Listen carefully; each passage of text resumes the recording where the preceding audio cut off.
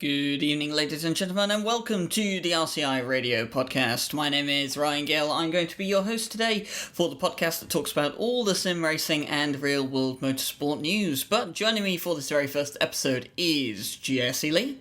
Hello, Ryan, and hello, everybody out there. Exciting to be here for the debut of the RCI radio program, and it's fantastic to be with you here, Ryan. It's been sort of a long road to get here, hasn't it? But my goodness, we are finally here, and we're finally getting this podcast underway. Yeah, it definitely has been quite a bit of work behind the scenes to get this all together and get it organised, but alongside me, another one of my fellow commentators joining me all the way from South Africa is George Smith. How's it, Ryan? It's good to be here. I'm glad that I somehow managed to make the invite list to this prestigious event. Jesse, of course, the other scoundrel in the mix with the three of us. So, yeah, I think they've let the hooligans loose, really. Oh, for sure. It's Mike Jones is going to be regretting this decision the moment this podcast goes live. But for this very first episode, we decided that the three of us wasn't enough, and we had to bring in someone special. We had to bring in the cavalry as such. So joining us from Race Department, actually, is Paul Jeffrey. Mr. Gill, hello to you, hello Jesse, hello George, and hello people of the internet. Pleasure to be here. Thank you for having me. Very exciting. In different colours than the RD, so I don't really know what to make of it. I'm in uncharted territory. I'm very excited for it.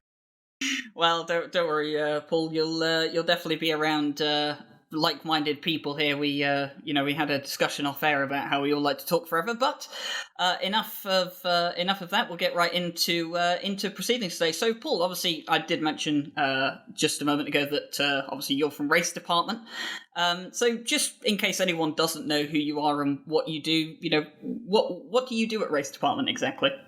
Yeah, no worries, man. Well, hello, everybody who does or does not know me. It's a pleasure to be in your ears today. So I'm Paul Jeffrey. I have the very illustrious title, totally undeserved, of Editor-in-Chief at RD. So RaceDepartment.com, sim racing, real world website, etc. And what I do, Ryan, what do I do? Public-facing stuff. I'm the man behind the vast majority of the articles. So news, interest pieces, features, interviews, whatever that may be. And I'm also love me or loathe me on our YouTube channel and social media accounts. So doing various videos or race broadcasts, commentary, presenting, that sort of thing. And just basically hovering around like a bad smell in the world of sim racing and keep popping up from time to time, covering things that might be interesting for people or might not be interesting, depending on what your take is. But I try and keep it interesting if I can. Try being the optimal word, not necessarily achieve, but certainly try. Well, I mean, as someone who, I'll be completely honest, I've never really used Race Department too much for news and stuff. You scoundrel! I'm retiring from this podcast now. I'm going to step away, gentlemen. I'm going to swear every now and again. So Ryan's got to go through it and beep it out for when it's recorded.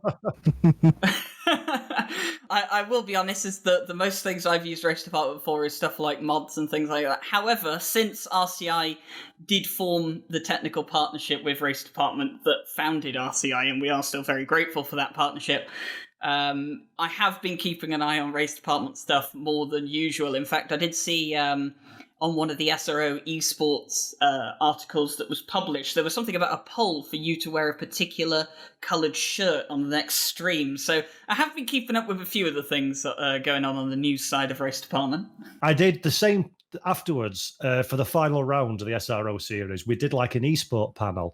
So we had some really cool names. We had Marco Massaroto from Kudos, Anthony Comas from SRO, that are obviously the Stefan Rattel organisation that runs pretty much every bit of GT3 racing in the world that's useful. Chris Hay, who's a YouTube star on sim racing, and me. And we threw an article up, or I threw an article up, saying, any community members got any questions for any of these people? Me, Anthony, Chris, Marco, throw your questions in. So obviously there's a whole load for Marco about what's this happening with ACC, when are we getting this, blah, blah, blah, like you'd expect. Chris, how do you make these beautiful sim racing videos? Anthony, what's the future of GT3 racing in light of the electric increase in activity, etc. And then every single one for me, bear in mind, I've been working day in, day out, night and day in sim racing for thick end of 15 years, is where do you get your shirts from? And why do you wear colourful shirts? I'm like, oh, come on.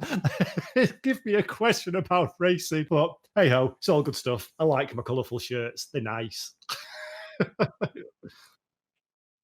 Well, I suppose there are worse things you could be known for in the world. So being the guy from Race Department with all sorts of very eccentric shirts is probably far from one of the worst things you could be known at, especially in the sim racing community. Which, with some of the things that have happened recently, we're going to get into that later.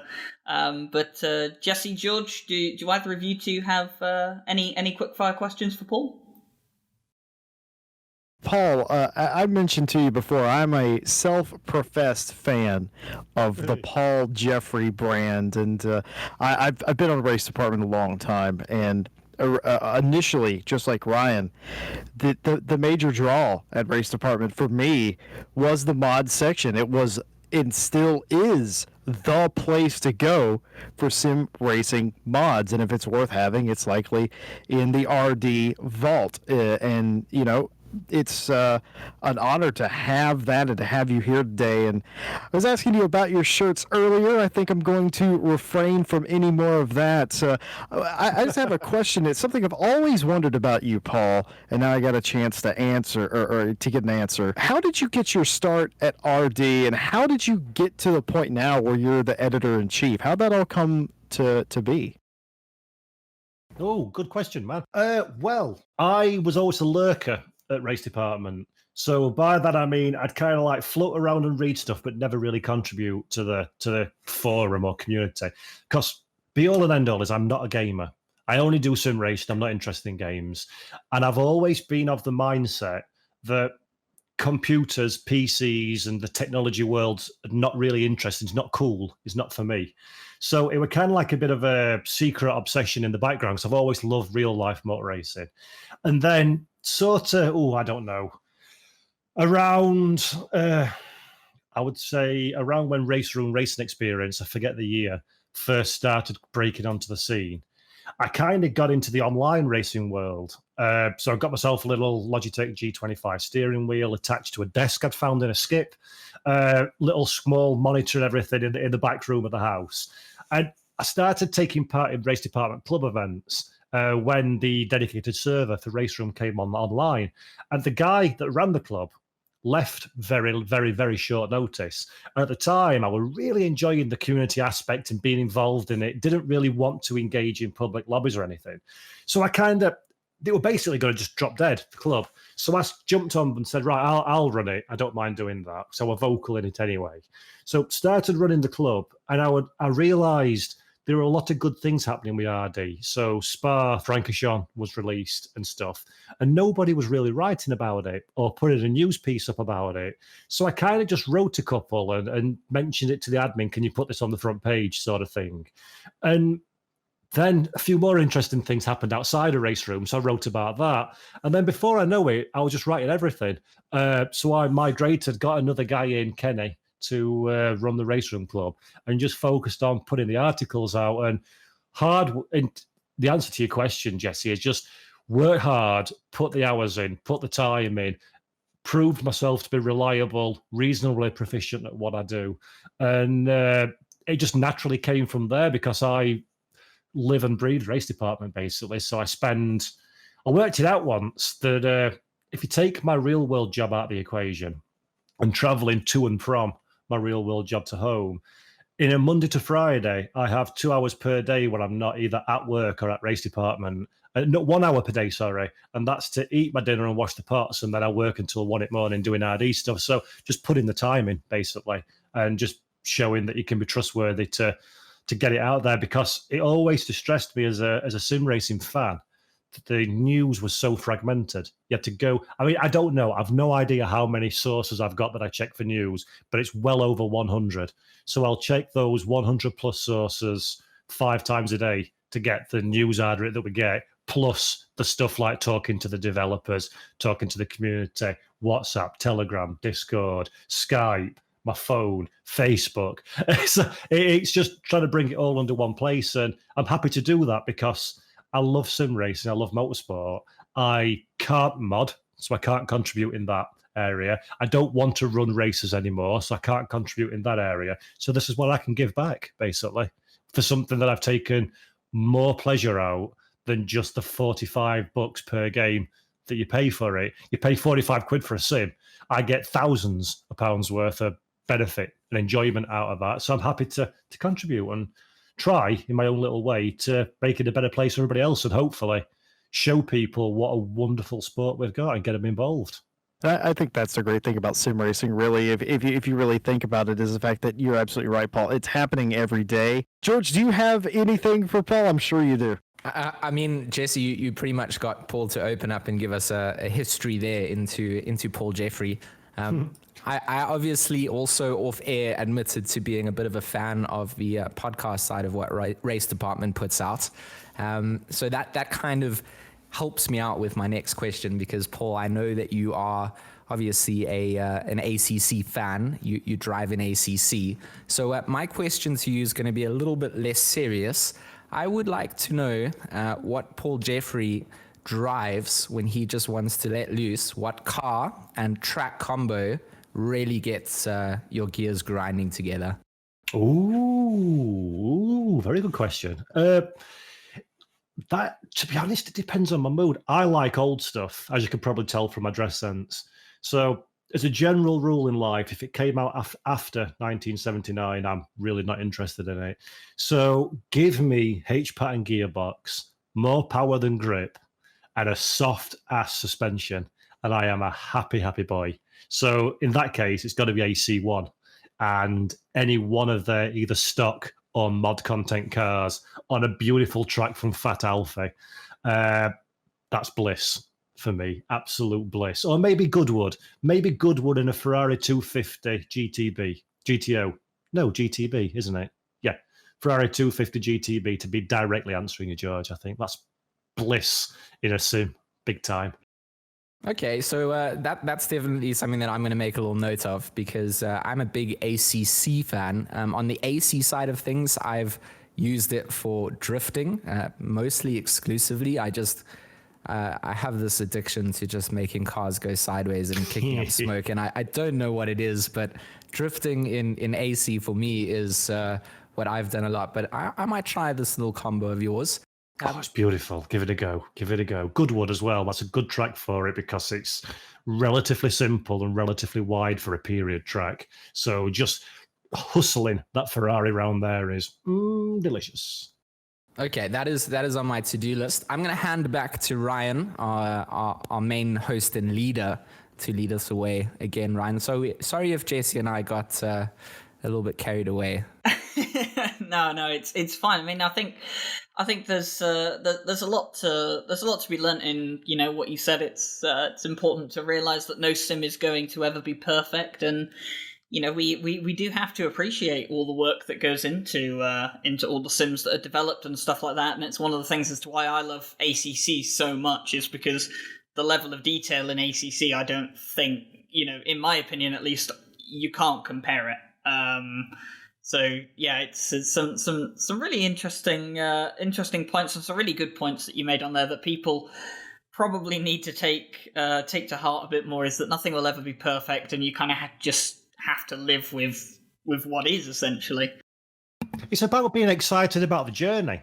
So it's not always the. I know, I'm sorry, this sounds a bit philosophical, but it's not always the destination. I might be completely off base here and totally tone deaf to what the community wants, but for me, update day in any given sim is so incredibly excited to see what's improved and what's changed. If it's back in, I mean, which Jesse and I briefly spoke about it before we went on air, that we're of a generation where you used to get your disc for your PlayStation, and that's your done deal pretty much. You're done. You load it up, you play it, you've got what you've got, and you turn it off, which is okay. But I've actually loved the progression in ACC. Let's use that as a great example, a recent example. That came out with one car, one track, and so many little problems and stuff and whatever. And to be part of that journey as it's grown up, and it's got all the GT3 cars, the physics and force feedback are superb, GT4's just around the corner. That journey has been as excited as playing the end result, if not more so for me. And it's same with all sims. Paul, you're so right. That journey with ACC, like it takes me back to the early days of the curbs just deciding to throw you away. Where people were just making this like, oh, ACC will never be successful. These curbs are rubbish. And the devs just, approached it. They released their 5-point tire model that came out. I remember going and watching those release videos of how the suspension traveled over the curbs and sharing that with my mates. And it's exactly that. It's like, guys, when we get home from work, we're going to try this out. Let's go try and see what they've done here. And then experiencing it and feeling what these guys were doing and changing it, it really has gone a long way. And that ACC journey, I can share completely in the same sort of light.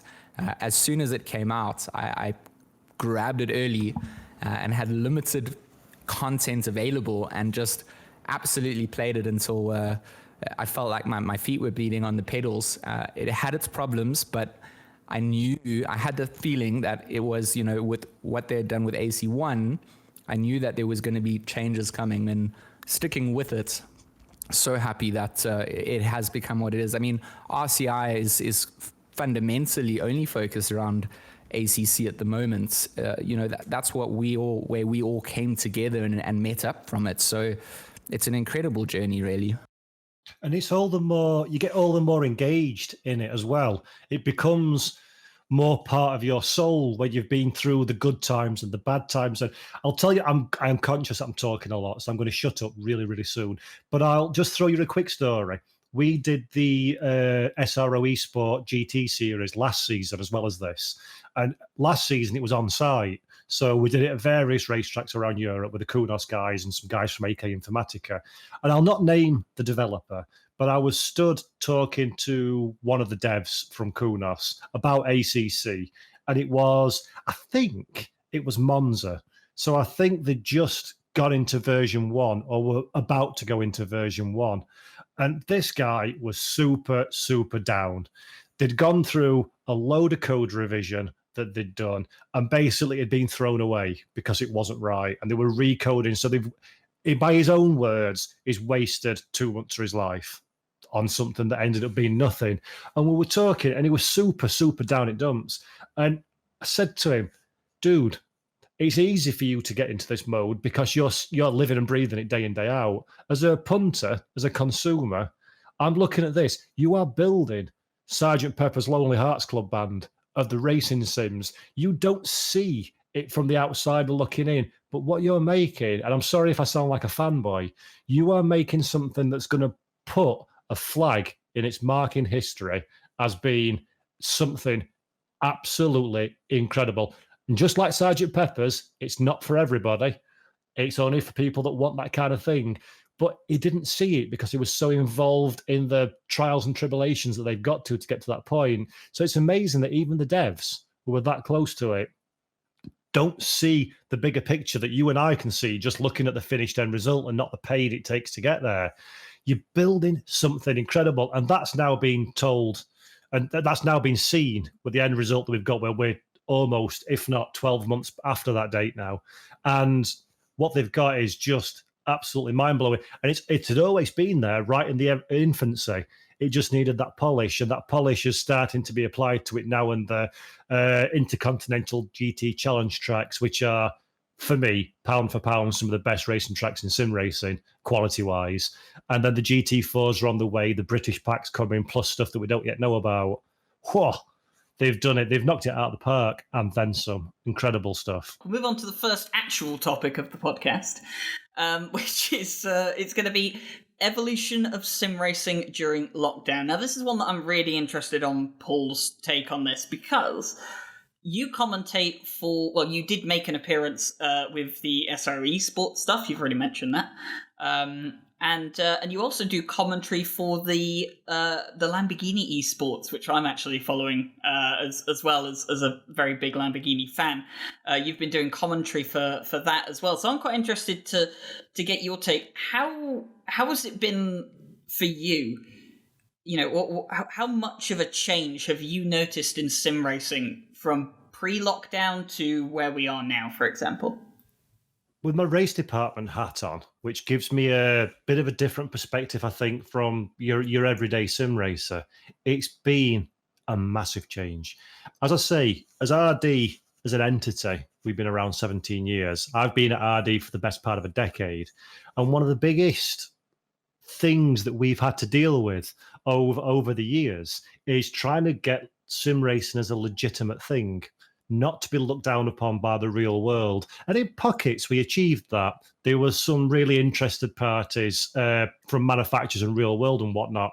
But since lockdown and since we've had an influx of real drivers and officially organised events and the Le Mans 24 recently with proper manufacturers involved and drivers and whatnot, it's suddenly become very, very easy to open doors to very, very big names and talk about sim racing. And there's been a lot of drivers. I'll give you an example. I interviewed Andy Prio the other day, who's, for those who don't, for some miracle reason, know who Andy Prio is a 3-time World Touring Car Champion and European Touring Car Champion. And more recently has raced for Ford in the WEC, Le Mans and all that good stuff. And Andy is a big sim racer. But that was totally unknown. So he showed me around his rig. It's a beautiful rig he's got, really high-end gear, direct drive, cube controls wheel, blah, blah, blah, massive monitors, as big as my car.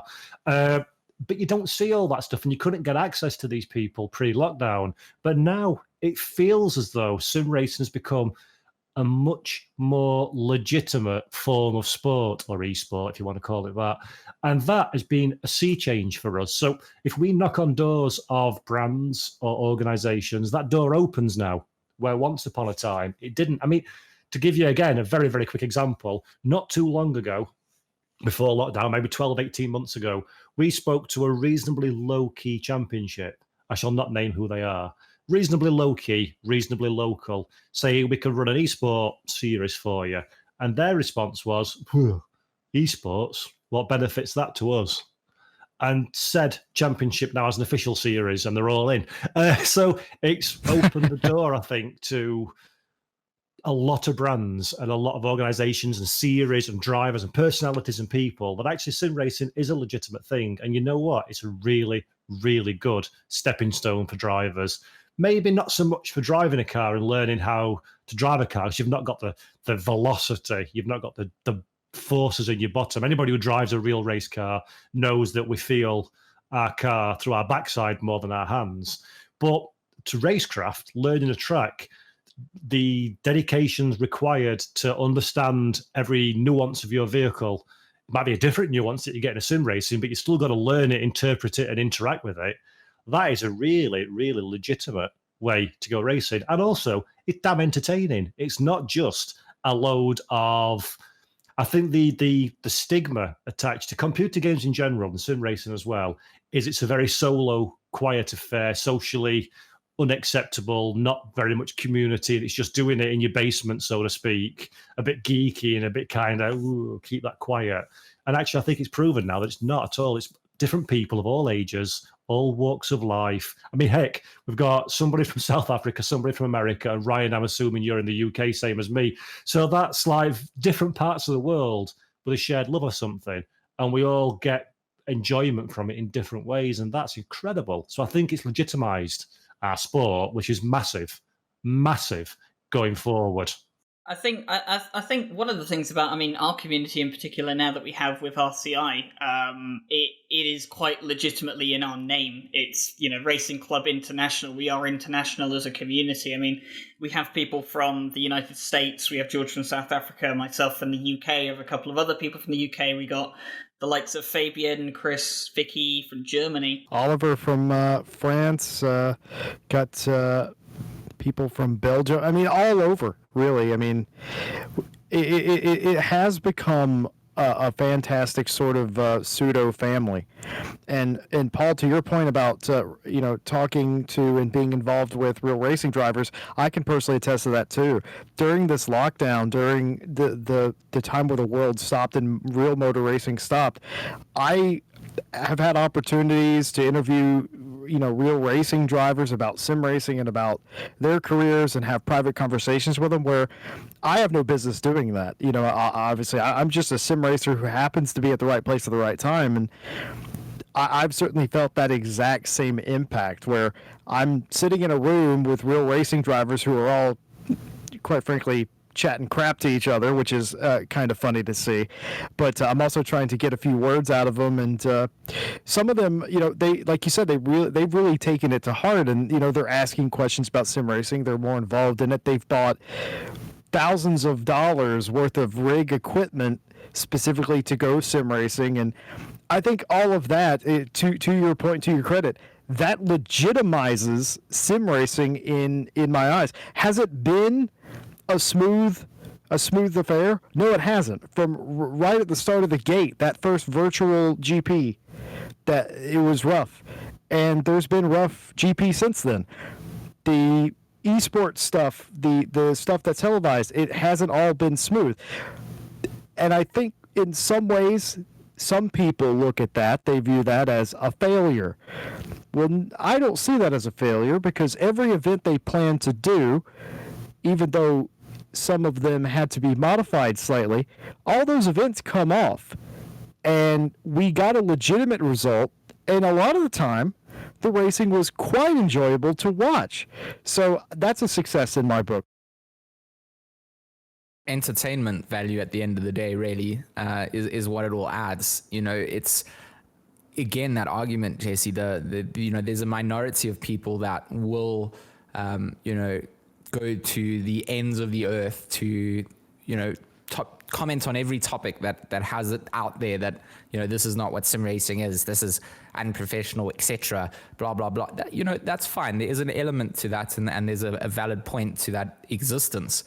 But for what it's done in bringing people's eyes to the scene and legitimizing what we do as a hobby for most of us, is, it's added something special to that. Here in South Africa, it's blown up. I mean, we have a small little scene, and I'm the first to admit that in the big drop of the ocean of worldwide sim racing, we're a tiny little niche community, but have evolved so much during this lockdown period, because there's just been initiatives across the board from people to get together as communities and host races. And people are in lockdown.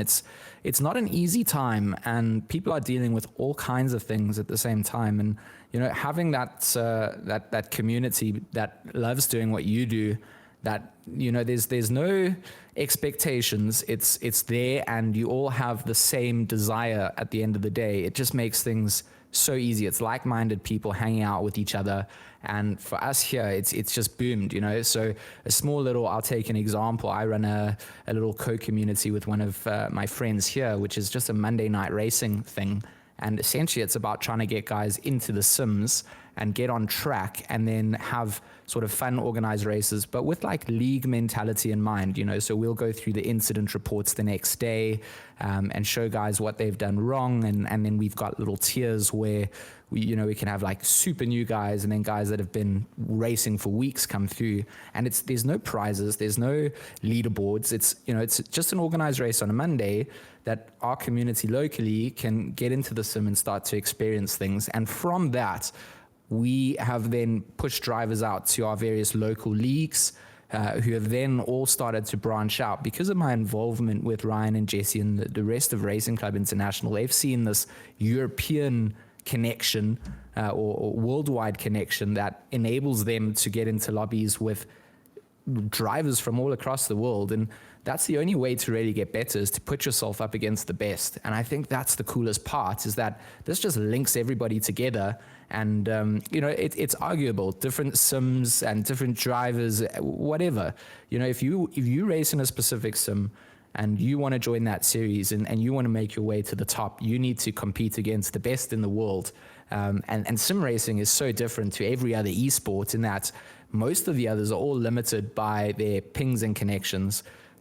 First person shooters, etc. You're just limited to even getting into lobbies.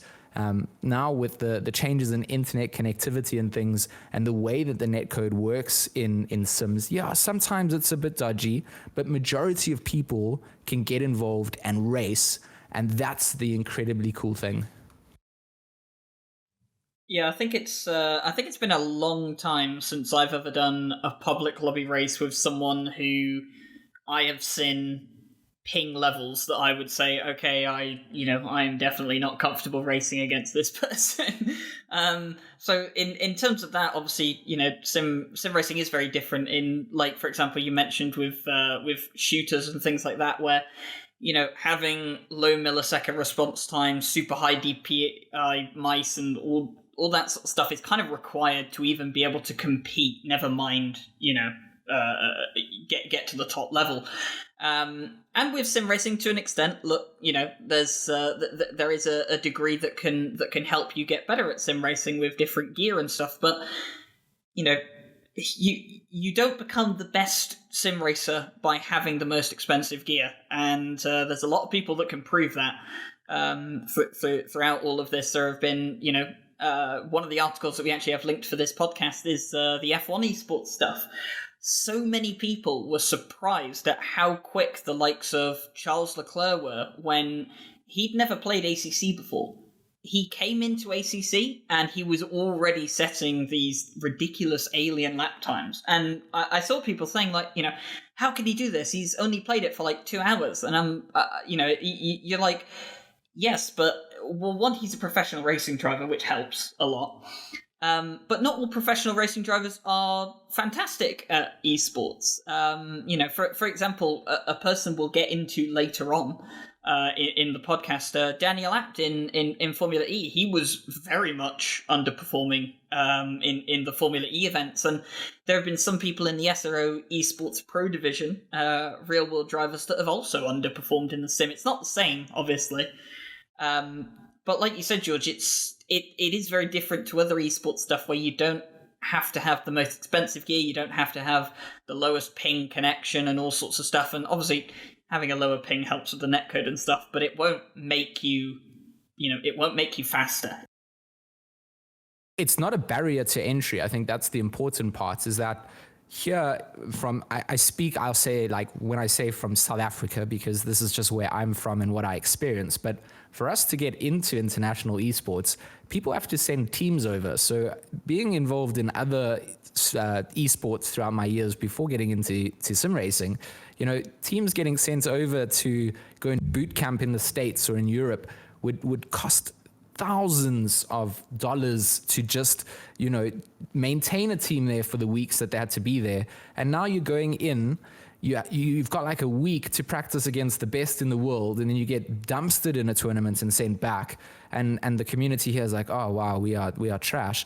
That to me is not a sustainable way for growth. Whereas sim racing, we've got South Africans racing in international leagues. We've got guys trying to get into the bigger esports side of things, and they can, because we're doing sim racing, and that's not a limiting factor.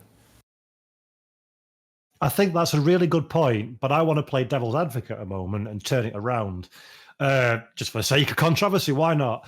I think it's amazing, as we've all mentioned, how many more eyes are on sim racing, how it's become more legitimate, how big names are being involved. But I'm also beginning to get a little bit frustrated that the people that have been involved in sim racing, as you said, Jesse, for a long time, kind of feel like they've been pushed aside a little bit. So the actual sim racers, the people that drive for fun, that maybe have got real life commitments that prevent them from becoming an alien, or maybe not enough skills so they can't become an alien, that are just good, solid, safe and fair drivers that are the staple, the bread and butter of RCI and race department, that race with us day in, day out, week in, week out, are kind of getting overlooked a little bit for the influx of real life drivers coming in. So they're getting all the fanfare and the bells and whistles and TV programs and everything. Some are taking it serious, some less so. And the people that have been in there from the long haul, the community, for want of a better word, are almost getting pushed to one side a little bit, and their championships and leagues and club events are not getting the fanfare and bells and whistles, where one could argue they're the ones that deserve it because they've been in from the lean times. They're not jumping onto the bandwagon, so to speak, which is why I was so proud to have done the recently just finished SRO Am Championship. So for those that don't know, the Stefan Rattel organization, SRO series, they had the pros, which was the vast majority of the GT World Challenge drivers and a few ringers like Jenson Button. I think Zach Brown, the McLaren boss, raced in it once, Charles Leclerc as well. They had the silvers, which is the so-called esport professionals. So esport drivers that are frankly employed by teams or manufacturers and earn a buck out of it. And then we ran the AM Championship, which was qualified community drivers that just set a hot stint time fast enough to qualify them across the season. And I was so proud to be involved with that because they're the bread and butter. They're the people that have been doing this for years, that it's their passion. They're not jumping on any bandwagon. They're not looking for making money or fame and anything like that. They've not got their own Twitch channels and want people to adore them and have thousands of followers. They're just doing it because probably they can't afford to go real racing and this is their next best alternative. And to give them a platform and a professional broadcast around it, and the last race, bear in mind they're only club events and we had no support, 48,000 viewers. To give them that shot window, wow, it's been wonderful, absolutely wonderful. So I love the evolution to this point. I love the extra eyes on, but I also feel a little bit put out that the people that, in my opinion, the people who matter, the everyday people, the sim racers, do feel like they've been left out ever so slightly. And that's inevitable in this scenario. Don't get me wrong, it's not sour grapes because Race Department have benefited from it and me personally greatly, but I still would love to see more light. That's exactly what we try and do, shine a light on these people because let's be really honest, when this all dies down, how many of these big names are going to stick around when they get back to their day job? I would argue not all of them. This is actually a topic I had discussed with someone recently regarding sim racing and how it might all change once everything goes back to normal. With obviously the return of real world motorsport quite literally just around the corner with Formula One starting this weekend. In fact, by the time this podcast goes live, the first set of practice sessions for Formula One will have already been run. With GT World Challenge coming back and obviously dates confirmed for Spa now as well, and all sorts of stuff.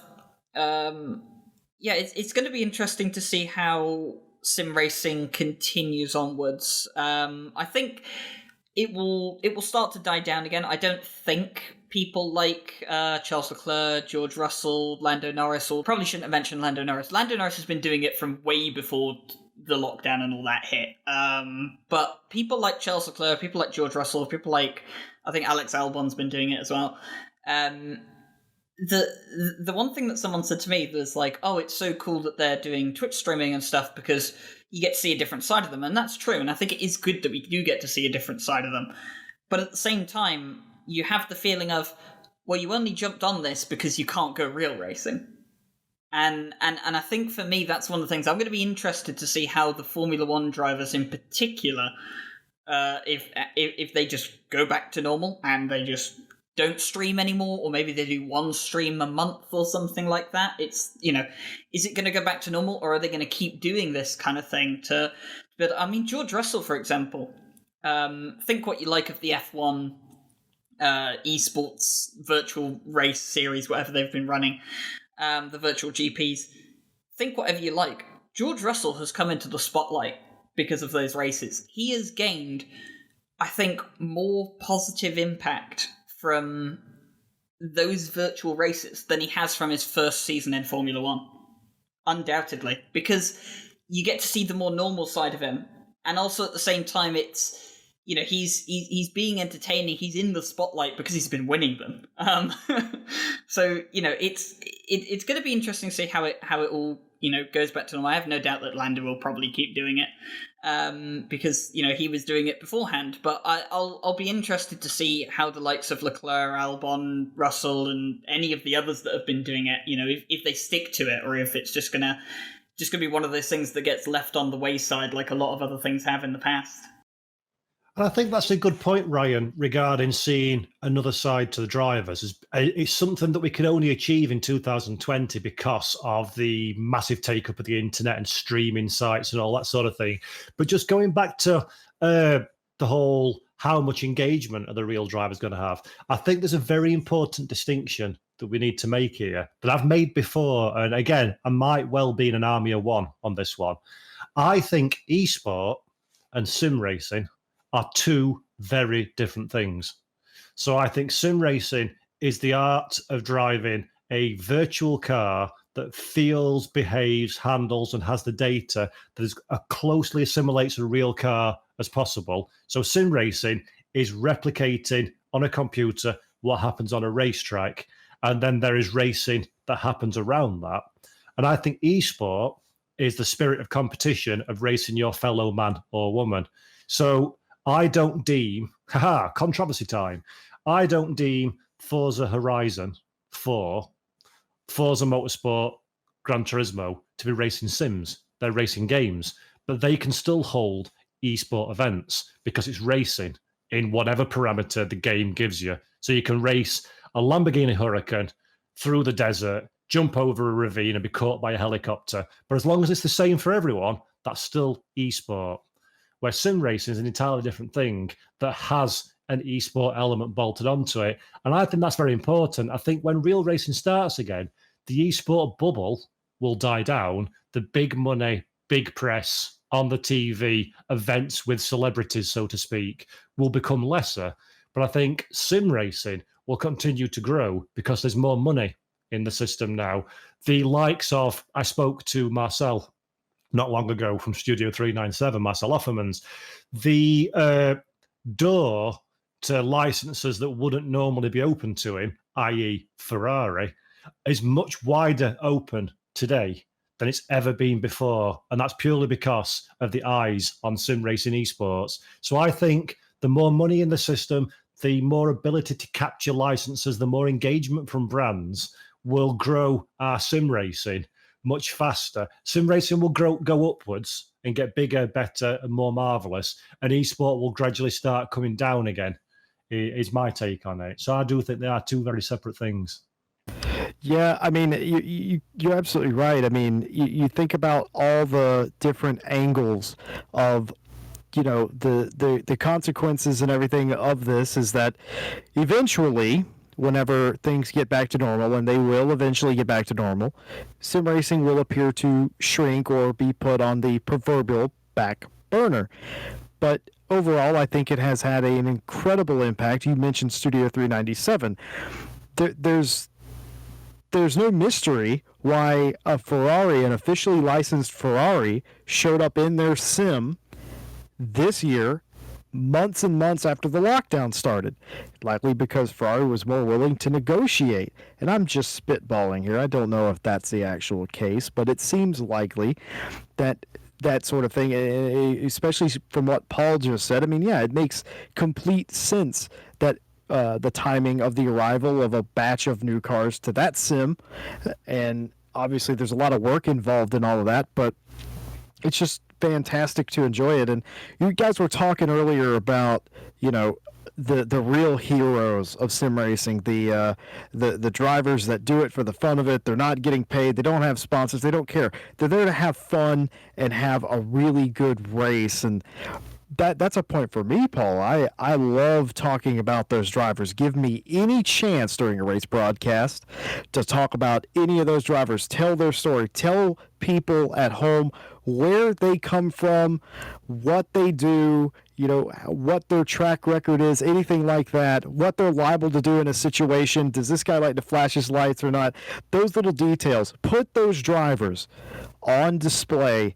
That's what I like to do because, again, they don't get that, and they absolutely should, and they are the heroes of sim racing, and they'll be here.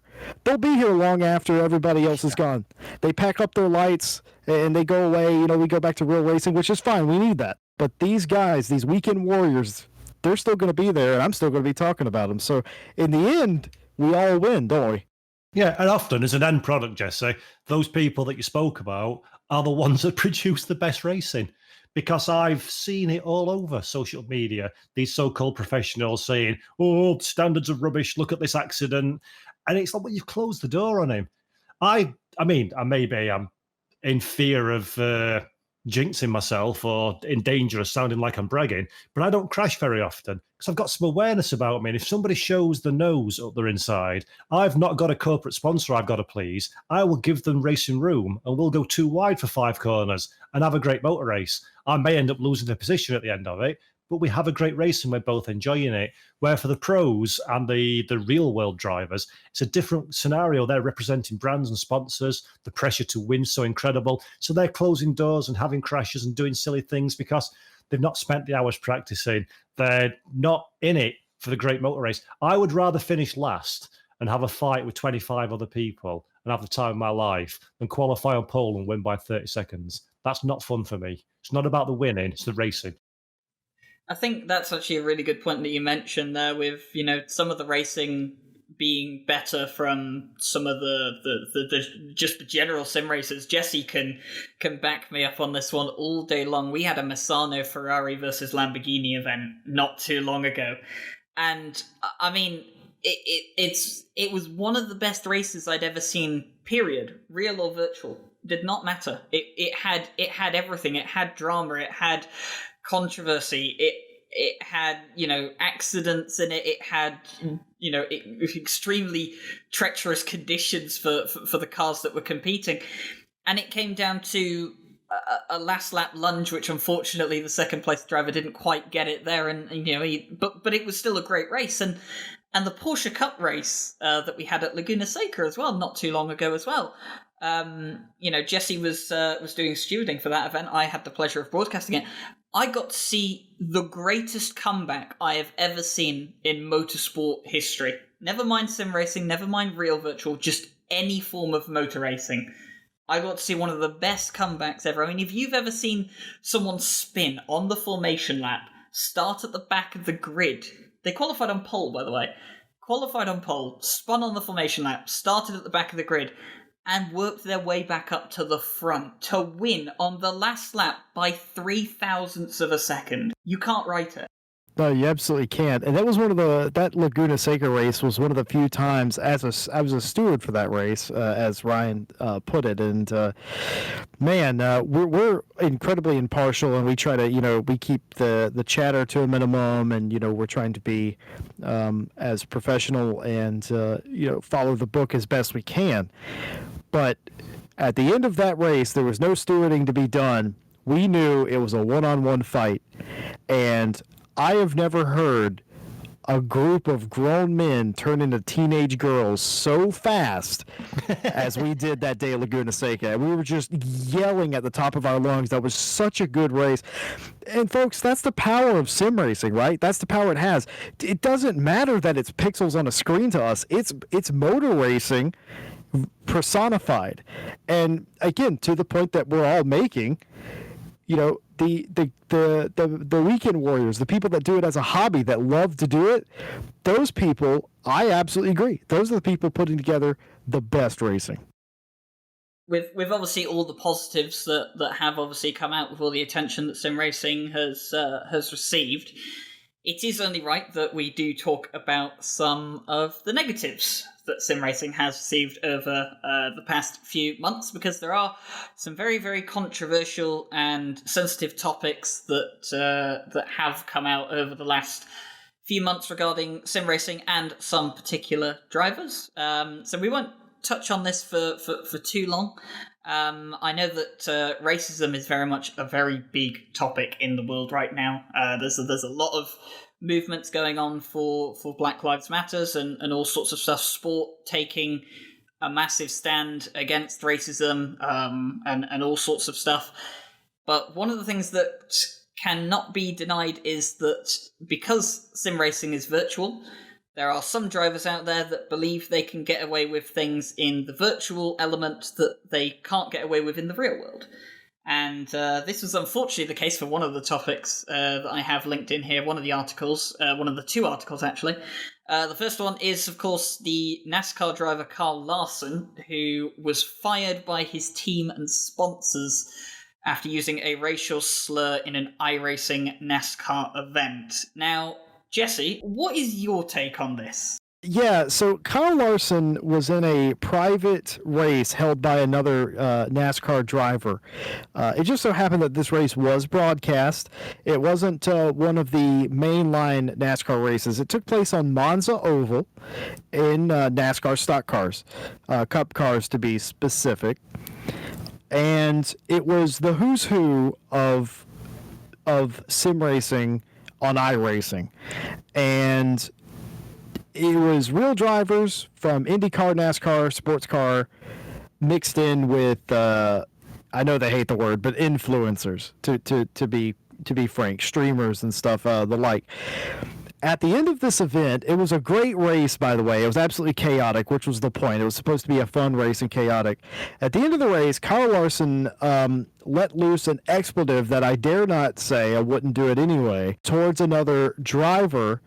The only problem with that is that he was on Talk to Everybody instead of adding the driver.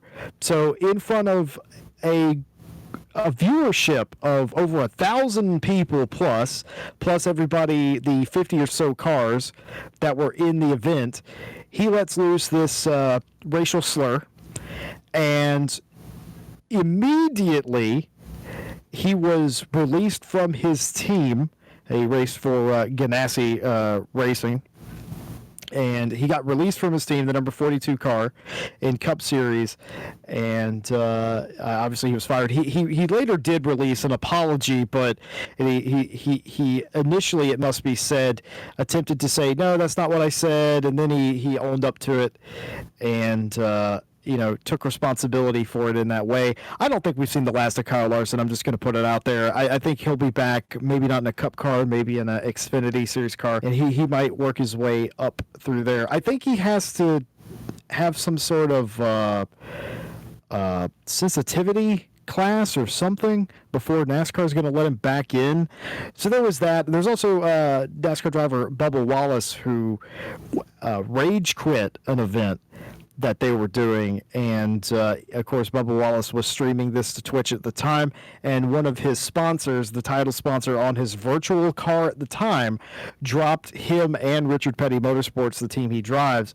Of course the team did not drop Bubba Wallace, it's just that sponsor did, and of course Bubba Wallace had some other issues in the future, but we're not necessarily discussing that. I don't buy into people saying I said it by mistake. There's a reason that word exists in your vocabulary. It's a super sensitive topic to me. I hate this kind of thing. And to me, him making his way back in, sure, that's fine, whatever. They'll do what they want to do. But from my side, that name is going to be associated with the racial comments made. I hate people that say, I made a mistake, I said it by mistake. That to me, that's not an apology. And like sensitivity training, like, please, that's not what you acquire if you are using such language casually or whatnot. If it came off and you were trying to talk to your friends, well, sorry, you're using that kind of terminology there. You can't now apologize and say you said it by mistake. I mean, you use it, just own it and take your time off and come back when you need to. I don't like that excuse. I think you make a good point. It's and also when we move on to Daniel Apt, it's the exact same applies. Whether you're doing it locally and broadcasting it as an unofficial event, or whether you're taking part in a fully organized, fully affiliated, completely professional series, you are representing yourself, your sponsors, your team, your sport, and everything that's associated with it. And you need to behave in such a way. And it's exactly the same as in the real world workplace. If you go and do something like Daniel Apt did, which we're going to talk about in a moment, or you say something like Kyle Larson did in a workplace, you will be fired. And it's exactly the same in sport. Because these people are more in the public eye and they do something that's seen as an entertainment activity, it's still work, it still puts money in your pocket and food on the table. And if you behave in such a way that's showing disrespect or putting your sport or whatever it is you're representing into disrepute, then expect to see the consequences. And I think Kyle Larson was a very silly boy, and he paid the price that he needed to pay for that one. And regardless of where that comment came from, whether it came from a bigger, deep-rooted problem, or whether it's a cultural thing that word is almost hip in some circles to use vile language like that one, is completely irrelevant. You shouldn't say it because you're representing you, your sport, your sponsors, your brands, and also you're a public figure. So you need to be responsible for your actions. because people look up to you, and if they see you doing something or saying something, then okay, it's stupid, but people will swallow that and think it's socially acceptable. So completely the right thing to do with Kyle Larson, I think. We have seen other examples of real drivers forgetting themselves, and perhaps they're not familiar with their surroundings and they don't know what flies and what doesn't. Maybe they're just like this, but Daniel Abt is a special case, and from what I understand, he hired an esports pro to run a race for him with his name placard and presented it as himself. Is that correct? Is that what happened? Yeah, so Daniel Abt was supposed to compete in the following Formula E round for the virtual Formula E championship that was going on, and I personally am not the biggest fan of Formula E as a sport, and it's not because they're electric cars, it's just because I think the racing is a bit Mario Kart-ish occasionally, in my opinion. But I was enjoying the esports events. However, the thing that I didn't understand with the whole Daniel Abt thing is he hired an esports driver to represent him in a virtual race, and he had, because they all had to appear on camera, I assume it was like a Zoom or a Skype call or something that they all had to appear on camera, so the broadcaster can pull a feed directly from the driver, and they can see the driver's reaction to like an incident or an overtake or something. And his microphone was quite cleverly placed in front of the esports driver's face, just so you couldn't quite make out who it was, although people like Stoffel van Dorn had their doubts anyway. But yeah, he hired an esports professional to fill in for him. And the biggest thing to highlight about this event, some people have said it was unfair that he got sacked and all that sort of stuff that happened. The one thing that I think makes it justifiable is that this was a charity series. This was a series that was supporting, I believe it was UNICEF, was the charity. This was an event that was put together to raise money and raise awareness for things and have a good time. And he made a complete mug of Audi, which is a massive brand, by the way. He made a complete mug of the brand he represents. He made a complete mug of his sponsors, his individual sponsors. And most importantly, he essentially proved that he couldn't be bothered to run a charity event for 2 hours on whatever evening it was to raise money for a good cause.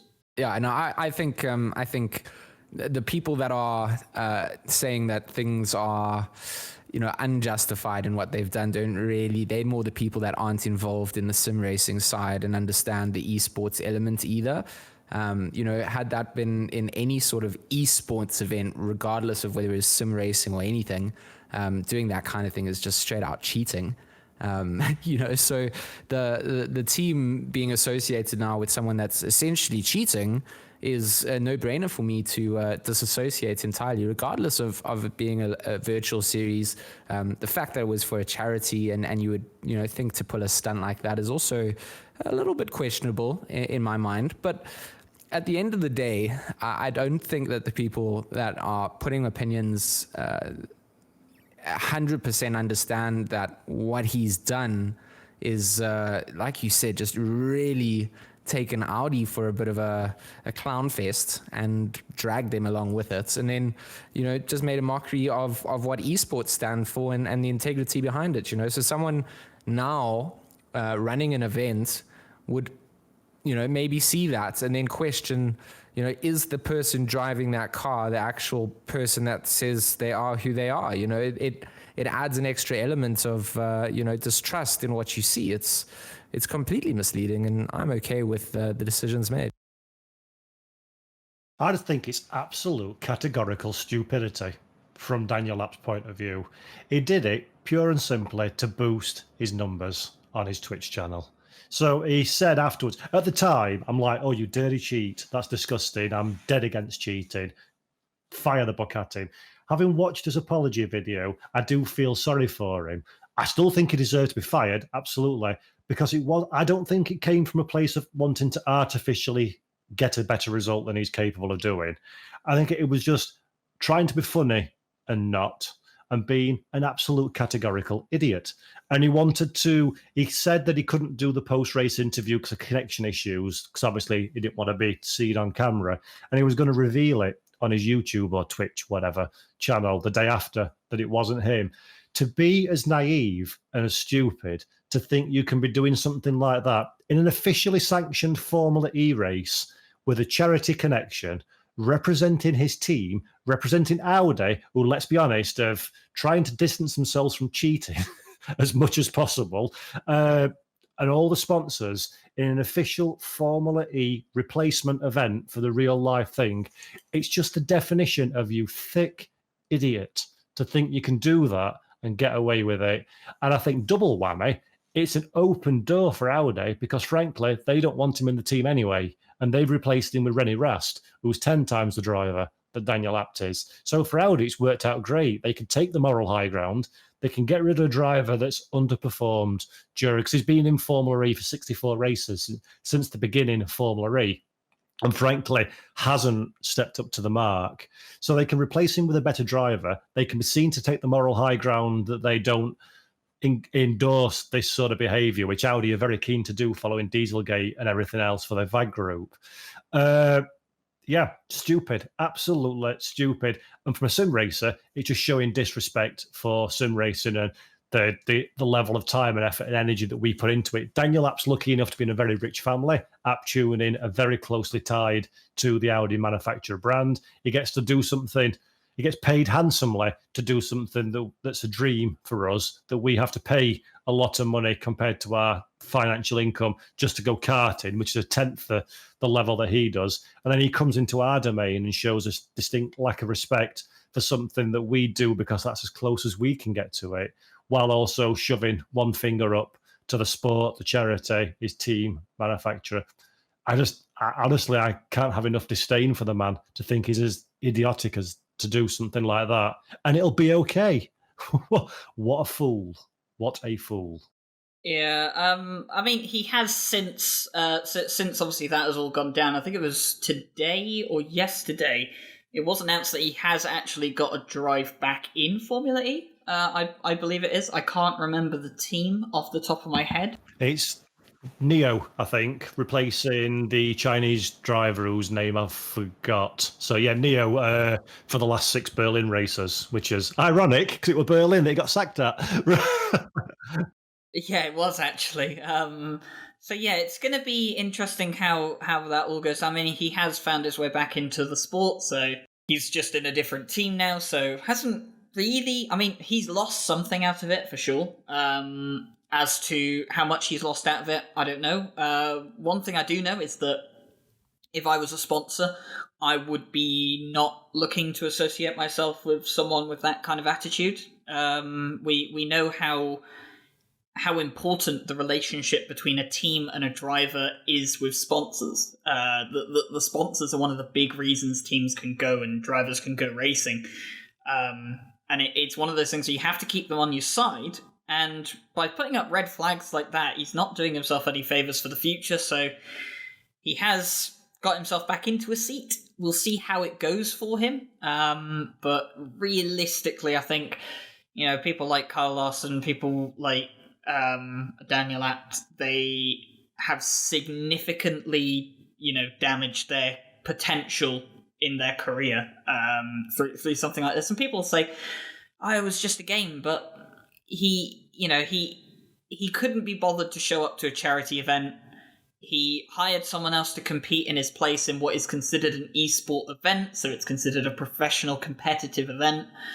And obviously, you do that in any esport, you're going to get banned from the tournament, from the series, and all sorts. And people won't want to go near you. So, it's one of those things where I think he definitely got what he deserved. I mean, he's joined a new team now, so like I said, we'll see how it goes.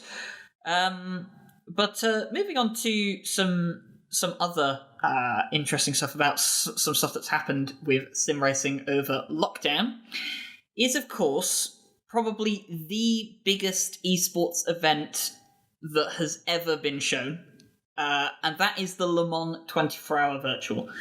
Now, I don't think I'm overstepping a boundary here by saying that the lineup for the Le Mans Virtual is better than any real Le Mans lineup has ever been. It was mega. They went big.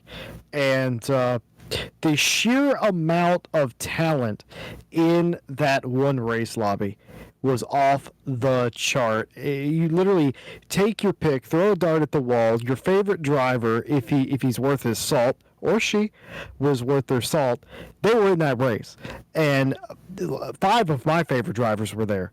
And I was just hoping, against hope, that there wasn't a big kerfuffle like there was last year. For those of you that may not remember, last year, the 24-hour virtual race ended in controversy as it was called off due to server instability.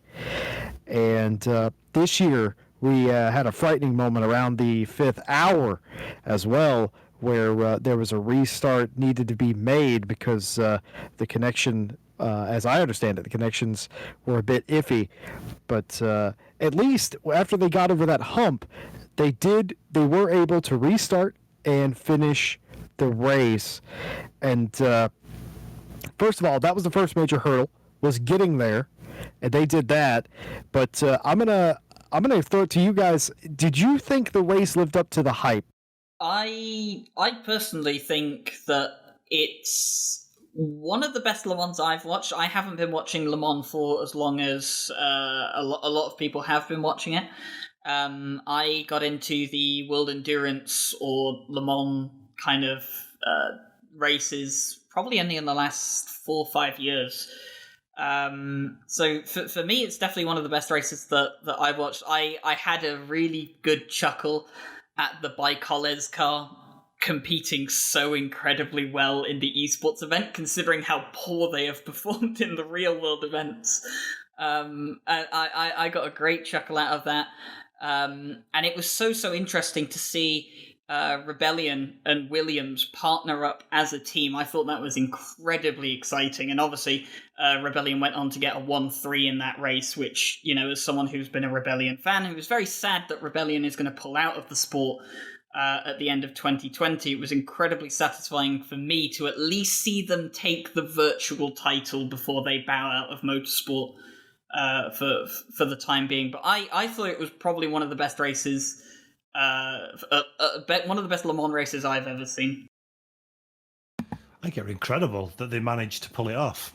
As you mentioned at the beginning of this piece, the level of talent from the drivers was off the chart, but we've kind of come to expect that almost a little bit in lockdown world, to have a lot of big name real world drivers. The fact that they got the manufacturers involved. I'm friends with a guy that runs a Ferrari team, and he sent me a little WhatsApp photo. And I must admit, I didn't watch a great deal of the coverage, so I can't tell you if it was on the show itself. But they're in Maranello. They're in the proper Ferrari factory. There's massive big screens in the middle. You look at it and you're just blown away by how serious they're taking this. And you think, wow, that's our little sport. That's our little sport with me in my man cave and my little rig that I bought with my own money and my monitor and stuff. And you think, good Lord, they're at Maranello. They've got the proper racing overalls on, the Ferrari stuff on the wall, like incalculable amounts of money just on the monitors that they're showing stuff on. So from that regard, unbelievable. But I'm a dyed-in-the-wool Le Mans fan. My record's 23 hours I've managed to watch it for, but I've not quite managed I've not managed the full 24. To be fair, I was paralytic for at least 12 hours of that with alcohol, which is not clever, kids. Listen at home, so don't take any hint from me. Drinking is not smart. But yeah, I love Le Mans. So for me, it didn't have the same va-va-voom that the real thing does. But as a technical accomplishment and as a sim racing professional and fan, yeah, wow, hats off to all concerned. And I know Studio 397 have put an incredible amount of work to make it happen. And the broadcast quality, Martin Avon, my man Martin, fabulous as well. Stunning show. Although, guys, and I know we're all in different time zones, so saying midnight doesn't help anybody apart from Ryan. What do you think of the sort of impromptu 30-minute bizarre Eurovision-esque No, music no. gig. Oh, No, absolutely not. Unnecessary. I feel No. really bad for the two teams that were on site. That No, I had would to have asked, I would have told them to turn those strobing lights right off. I'm trying to drive in a race. I get distracted if my next door neighbor puts their outside lights on and it shines through my window while I'm driving. I'm like, wait, they've got these strobe lights going. What were they thinking? I think it was. I mean, there are a few things with the Le Mans broadcast that were, should we say, not perfect. Are you alluding to the start with the guy with the tricolore and the virtual? I'll go out and say it. The flag waving, I think, was a bit too No, far. I loved it. I think it was good. I think it was a good idea. I just think it was not very well Nothing executed. says amazing like a green screen of poverty. Oh my goodness. It was a very good idea, and I give them massive props for trying and doing stuff that other series would not have done. Because there are definitely other series out there that would never have tried something like that. You have to give them props where credit is due. They did things differently, and in some places it didn't work, but in other places it was phenomenal. And that's a very good point. For our factor 2, with those overlays that were brought up on the screen and the information that was given to you as a viewer, I thought they did such a phenomenal job. It was incredible to watch as someone that's been involved in broadcasting and things like that. Just the amount of coordination that must have been going on in the teams that were bringing us the live broadcast, as well as the guys doing the camera work and catching the angles and making sure that the overlays were displaying the right information. I thought it was, it was top notch from that aspect. And don't forget, they were using the Eurosport truck, the proper broadcast. So Martin Haven, who's the lead commentary for it, he's the guy that I commentated alongside for the SRO one. So I'm texting him while he's there and he's sending me photographs. They've got the proper studio. It's a money, no object production. They've got the Eurosport articulated lorry with like 100 different camera angles and stuff.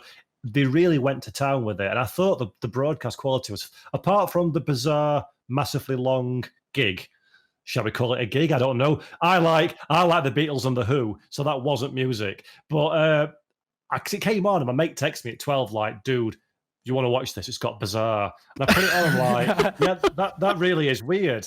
And then I went away about my business and came back 20 minutes later. I'm like, come on, it's still on. What's coming for 5 minutes? Yeah, but come on. It's like an esports thing. I don't know, like if you ever watch traditional esports, for whatever reason, like event coordinators seem to just think like, let's throw live music into this. And if you ever go and watch, go watch live performance esport fails. It's all these live bands or DJs coming out to like a TwitchCon or something and performing to a crowd that is not there to listen to live music or anything. So it just never fits in. And I feel like, I really do feel like that was just so, I watched it and thought, oh yeah, this is the esports side. They've brought the music in. I kind of get why they've done it, because at Le Mans every year they have a midnight concert. So which I get why they've done it, but they don't broadcast the midnight concert on the live stream of the race. Yeah. So for me, if it would have been me doing it, and I do not know how technically straightforward this would be, I would have shown it for a minute and then given you an option to go to an alternative channel somewhere, like a red button on digital or something, or a different YouTube channel. You can consume it if you wish. You can go separately to the place where that's being provided. We'll give you a heads up on the main broadcast and a taste. And then if you want to watch it, go watch it. And if you want to watch the racing, stay watching the racing. I would personally have done it that way. But then it's very easy for me to sit in my house and say what I would and wouldn't have done. It's very different putting it together. Unless you're one of the Alpine drivers in which you were forced to endure it over the course of however long the concert went on for. At 240 kilometers an hour. Yeah, exactly. Oh man. I feel for that team so much, because I mean, I think if they hadn't been told Like, I can imagine that they weren't told, by the way, there's going to be a live band performing right in front of you. I can imagine that could have happened, that they didn't know it was going to happen. I mean, you're driving, all of a sudden all this kit starts coming. Hang on a minute. What's going on? What's going on now? And again, you wouldn't mind if it was actually like a band in the proper sense of the word, but... And again, I'm probably alienating 90% of the listeners, and if I cause offence, I apologise, but that ain't music, man. That ain't Pete Townsend with a Les Paul whirring. Do you know what Paul's doing here? Paul is making enemies here now. He's like, somebody's typing up right now. Somebody already hates you writing is typing up in our chat like, I knew it, I didn't like Paul Jeffrey. It's happening right now. If it came out after 1979, it's dead to me. So if it's not the Beatles, Paul McCartney, George Harrison, Ringo Starr, John Lennon, or The Who, then you can keep it. You heard it here first. If you don't like his music, you could get out, according to Paul Jeffrey. No, my story was pretty funny because it was midnight in France, which in America, that's prime time. So me and a bunch of my sim racing mates, we were watching it off and on, and I was away for a little bit, and I got a text. It says, Are you watching the virtual Le Mans? And I was like, I got it on in the background, and he texts me back. He goes, "You're gonna want to see this." And I flip back around, and I look at it. I'm like, "Oh my God, they've been hacked!" Because that was my first thought. It's like, how they've been hacked or something. What is this? Why is the audio mix broken? Why is there just one person? Why is the race playing in the background? Oh my God, this is a thing. And that realization that this was happening and there was nothing I could do to stop it was a bit like watching a train wreck.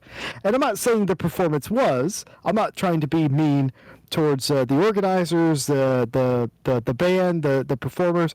None of that. You just have to understand that it was a little out of place for a virtual race, and the duration was a bit much. I'm going to say for Jesse, this is the proviso now on me appearing on this podcast. When we start doing our Friday Night League commentary, halfway through, I expect you to get out the DJ set and the guitar and play us a little song. You got it. Yeah, man, that's the stuff. Absolutely going to do it. Yeah. See, Paul and I have a commentary to do, so this is going to spill over, I think, is what's going to happen. I'd like to be invited to commentate on it next year as well. If you're listening, virtual Le Mans people, please remember me. Paul, you're sitting in a box here with 3 other very passionate sim racing commentators, so I don't think you're the only one. Yeah, good point, actually. Yeah. So if you're listening out there and you need a team of 4 people, just know that we're available. But if you don't need Paul, Jesse, and Ryan, George is available. Here we go. Why are you always Napoleon, George? Why is it always you? There has to be one. All right then. He got me with that. I have no retort to that logic. Ryan, take us away with our next topic. George wants to get onto the next topic rather sharpish. I actually kind of think I know why George wants to get onto this. I think George has been suffering with withdrawal symptoms like a lot of us have with the lack of real motorsport. And I did mention it earlier that by the time this podcast is out, Formula One will have their weekend underway. The return of real motorsport. We have Formula One starting this weekend. We have Le Mans and some of the other World Endurance races confirmed later in the year. We have the GT World Challenge Europe calendar, which I really do want to talk about. So yeah, real world motorsport's returning behind closed doors. That's important to mention. And I'm interested to see how a lot of this goes. We'll touch on Formula One first because it's the big one. What do you guys make of the fact that with how we were set to go for a 22 race calendar, at the start of the year for Formula One, we were all thinking this is complete madness. 22 races, the season's going to feel like it never ends. Now we're in the situation where we're not even sure if we're going to get 14 races, packed into all of this. So with 2 races starting at Austria to kick us off. I'll throw it to George first, since he's the one craving for this topic. George, what's your thought coming into the first weekend back of real world motorsport. It's a double header at Austria with Formula One. What are you making of the way Formula One have gone about this, where they're doing double headers at certain races and all that? Let me just wipe the foam away from my mouth because you are right, and I have been a little bit deprived of some real good real motorsport to keep me entertained. So I am a big F1 fan. I arguably kind of lost interest in it for a long time whilst I was busy with studies and things like that. It was something that I'd always enjoyed with my dad and got back into about 4 years ago. And then really started watching it again in the last 2 years. So coming into this year with it being postponed, I was mega bummed because I'd really got my fix going and looking forward to the season. I'm glad that they've come back with something. I think that double headers at certain racetracks is okay because I'm a fan of the racetracks that they are going to be repeating themselves at, and I don't mind that sort of process that they've gone about. I think that people are concerned with like lengths of seasons and things like that. I think the concern from my end is probably like team sustainability in F1.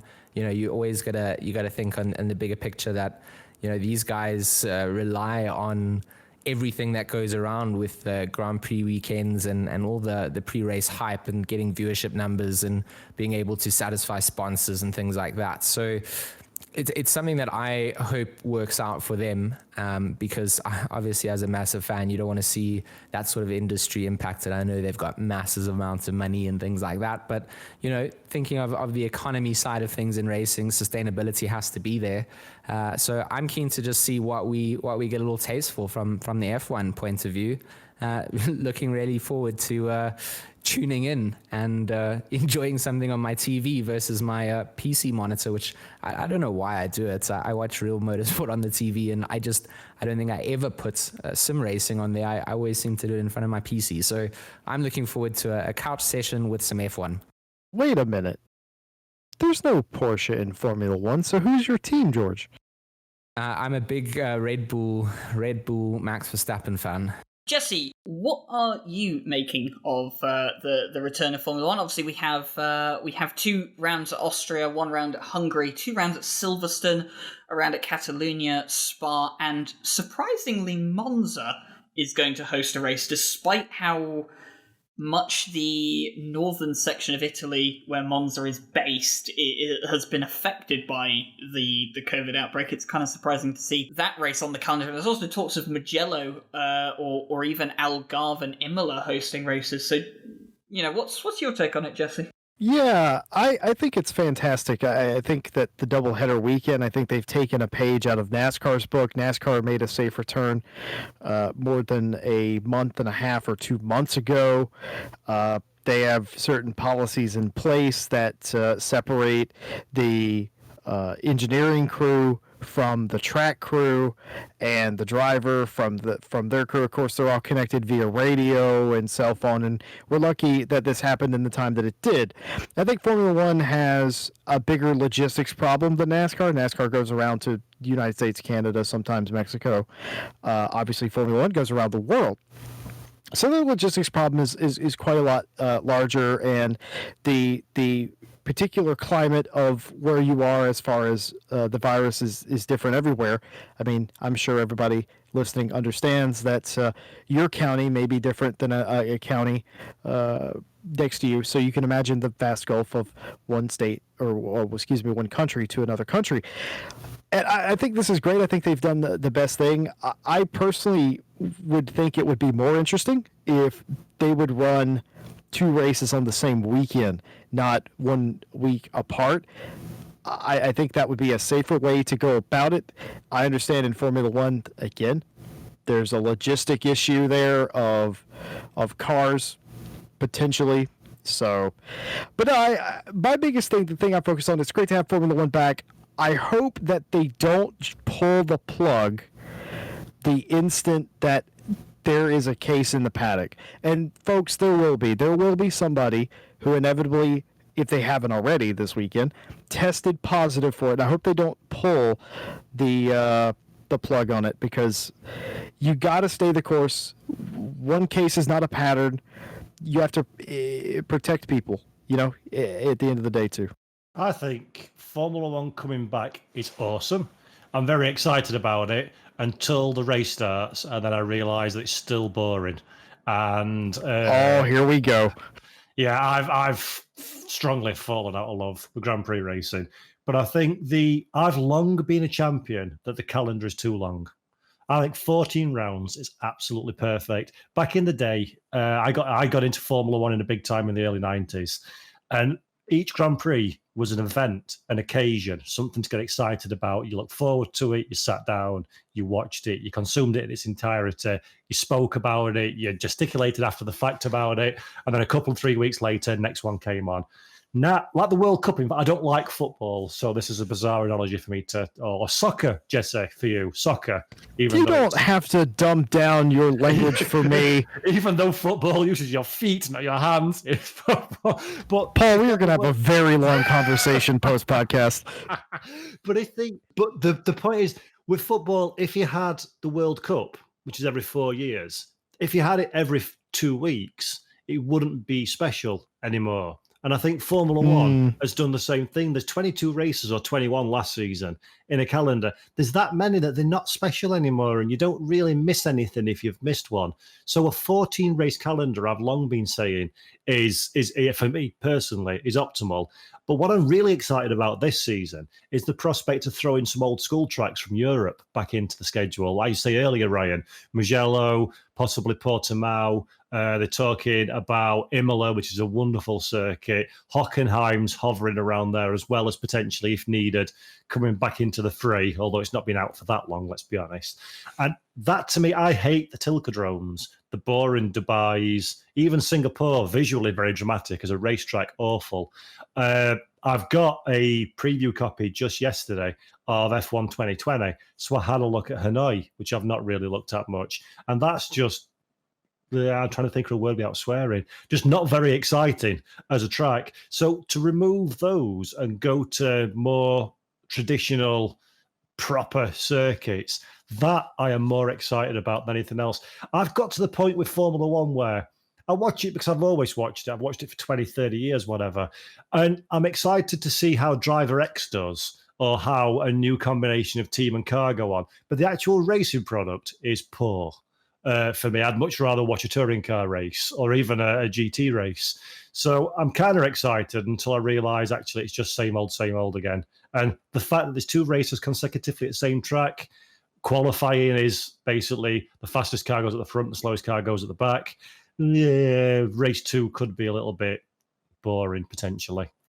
I think with you raise some very good points, and a lot of those points are criticisms that Formula One has had over the past decade, pretty much, is that the racing has not been as exciting as it probably should be or used to be. But, I think there is a fair argument to be said that, not every season of Formula One, essentially, you want it to be exciting, but like everything in life, you can get seasons where nothing really happens, and it's just the way the sport works sometimes. But I think with F1, the big problem is that it's hit this stalemate for a long, long time now.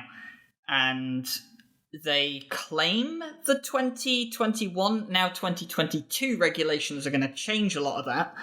I myself am still very much on the fence about it. Like I'm on the fence about the hypercars for World Endurance, because they say, the hypercars will be the equivalent of a prototype class, but it's going to be BOP'd exactly like GT, so it's going to be the best of both worlds. And I'm looking at it and I'm thinking, that's on paper. In practice, that is very, very different. And I haven't been shown enough of the hypercar stuff to be convinced that there's going to be 8-9 teams in it when it launches. No. So I'm on the fence about that. I'm on the fence about the F1 stuff as well. Older tracks coming back, or other tracks coming in that maybe haven't been in Formula One before. Super excited about that. Well, moving on to non-Formula One related topics, we will continue on the scheme of Imola. GT World Challenge Europe. The 2020 calendar starts with a 3-hour endurance race at Imola. It's going to continue for 3 one-hour sprint races at Misano. I'm actually quite curious to maybe find a bit of an explanation to why they're doing 3 sprint races instead of 2. 6-hour endurance at the Nürburgring, which is interesting because that used to be a sprint event on the GT World Challenge Europe calendar. We go to Magny-Cours for 2 1-hour sprint races, which I'm incredibly excited about because I think it's one of the best circuits in the world. Zandvoort, 2 1-hour sprint races. Then we have 3 1-hour sprint races at Barcelona. Very interesting as well, because that was a 3-hour race last year. Then we have the 24 hours of Spa, which I have been told is going to be a 25-hour race this year because it's on the same weekend that the clocks move and all sorts of complicated stuff. And then we end the season off with a 6-hour race at Paul Ricard. Personally, I look at the calendar. I think it's amazing. I just kind of wish that Paul Ricard and Spa were switched around, because I think that ending a season on a 24-hour would be way more exciting than a 6-hour. Absolute corker. I can't agree more with that. I like F1. I watch F1. I have my favorite teams. I rarely miss a race, and I love that. But folks, I'm telling you right now, I love sports car racing more than anything. And I know for an American that may sound weird, but NASCAR's fun. It's cool and all. Sports car racing, tin tops, as some of you guys call it. Oh my God, it's just the brand identity, the names, the places. That it just gives me the fizz, and this calendar does it for me. The fact that we're starting mid-July and we're running into November, and we've got some really big endurance races. The Nürburgring 6-hour I'm all about. The 24-hour of Spa. If it was me, I agree with Ryan to a point. I would have Spa last. I would move the Nürburgring. Well, actually, I'd leave the Nürburgring there. I would just probably put Paul Ricard somewhere in the middle, so that way you have an equal distribution of sprint versus endurance rounds. But other than those little tiny things that are irrelevant, I love it. Can't wait to get back to it personally. It's I enjoy, and I don't know if I'm alone in this, I enjoy popping on one of these races on my television, just listening to the commentary. Don't even have to be watching it, because if you listen to the commentary, they're telling you exactly what's going on. They're on top of it. And just listening to the cars and listening to the commentators and the broadcast, and that to me is my comfort zone. I love that. A lot of people, maybe you come home from a hard day of work and you watch The Office, or you watch I don't know what the people are watching today, but whatever show you're watching. That's what racing is to me. I kick off my shoes and I want to watch an endurance race or listen to one. I respectfully am going to disagree with you guys wanting to put the 24 at the end of the calendar. I'm very much happy with them ending on a 6-hour that I can enjoy the entire race for. I cannot stay awake for 24-hour races. I don't think I've actually attempted to do it. It's always just kind of been something that I work into the schedule. To me, with what happened at 24 hours of Spa last year, would you really want that to be the grand finale for the season? With permanent rain, and no, for me that the 6-hour works perfectly there. I'm keen to see Magny-Cours. That's not a circuit that I'm super familiar with. I don't think that I've actually watched a race there. So I'm keen to see what that's about. You guys have hyped it up enough in the chat here. So for me, that's one that I'm going to mark down the 11th to the 13th of September. So I'm looking forward to the calendar. I wouldn't touch it, and I'm glad that Jesse and Ryan aren't allowed to. And actually, I agree with George. I think in theory, when you were saying it, I'm like, oh yeah, 24 at end of season, what a good idea. But actually, I kind of agree with George. It's the total 24 hours of Spa is a dramatic enough event in its own right to not need the extra cachet of being a season finale. And as you say, a shorter race as a season finale, the championship hopefully is decided at the last round. It kind of adds that extra little bit of excitement. You can watch the whole thing, and the winner of the championship is not overshadowed by the winner of the 24-hour race and everything. So that's good. But the thing I am most excited about, which is topical because we're a sim racing conversation, if Kunos bring the 2020 season of the GT World Challenge Europe, we've got an updated Zandvoort, we've got Imola, and we've got Magny-Cours, all coming as extra tracks if they do a 2020. Yeah, there's been a lot of talk about this, and we actually spoke, I think it was Jesse I spoke to about this a while ago. We were talking about this, and it was in the chat for a not RCI. It's one of the other chats we were in. I can't remember which one it is precisely. But we were talking about the fact that a lot of people are kind of, obviously not you specifically, Paul, but a lot of people are kind of taking for granted we're going to get Imola, we're going to get Magnicals, we're going to get updated Zandvoort. The reality of the situation, and I don't mean to be the negative guy, although I definitely am that most of the time, licenses and contracts don't just appear out of thin air. They take a while to negotiate. Now, granted, SRO being the middle ground there between Kunos and the tracks helps a lot because it makes it a lot easier for Kunos to get a hold of certain things. And I really do hope that they can get a hold of the 2020 calendar, because I'd love to see Imola, Magnicals, and especially the new Zandvoort, because the only place that we've actually seen the new Zandvoort is it's in the new F1 game, but I don't really pay much attention to those because they're never... Actually, I think for the first time ever, they've actually laser scanned a track, haven't they? Oh, really? Oh, wow, that's cool. I didn't realise that. I think the new Zandvoort is the first time Codemasters have laser scanned a track, because I know Spa isn't laser scanned for the new F1 game because there were people complaining about it.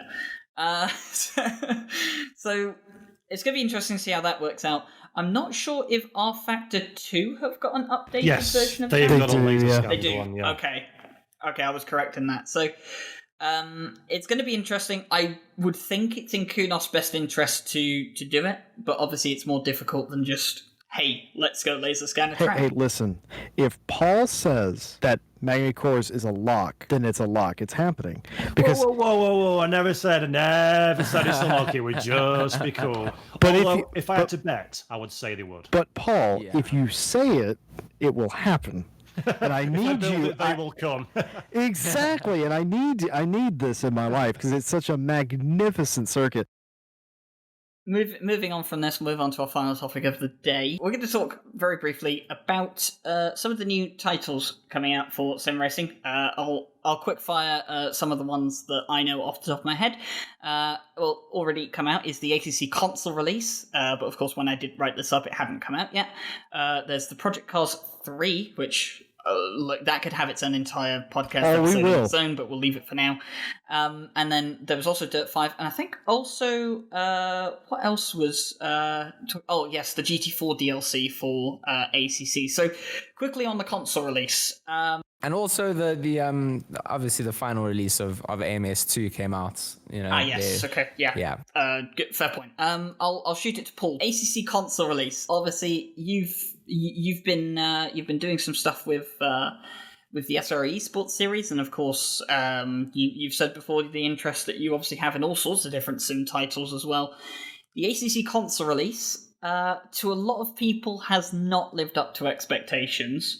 I think the big kick for a lot of people has been the 30 FPS cap. I've seen quite a few people say that the 30 FPS thing isn't really an issue and you get used to it, and that, people are just going to have to learn to live with that. What is your take on the whole thing of it doesn't have private lobbies, which is another big, massive point, and it's also capped at 30 FPS. What is your take on that as someone who I believe primarily has done sim racing on a PC compared to a comp? You're right. I'm not a console gamer, and so I've got limited experience, to be perfectly honest with you. I think I think they've missed a goal with this. I really do. I don't think a title as good as ACC in 2020 should be going over to console and having things that people will have to get used to and live with. So the FPS cap is just, some people can cope with it, some can't, but it's too good a title to be married down in, you'll get used to it, you'll see past it. That's a real missed goal. In a racing game, FPS is king. Always has been, always will be. The fluidity of the on-screen movement. The graphics seem to be a bit of a downgrade, which is, as a God, I don't want to sound elitist, but as a PC sim racer, majority of people don't really care about graphics. It's about the experience. And I believe in the console land, graphics do seem to have a little bit more importance attached to them. So that's hurt it straight out of the blocks. And I fear the slightly downplayed graphics and the FPS lock will prevent people from getting into the meat and bones of the sim and realizing how good it is.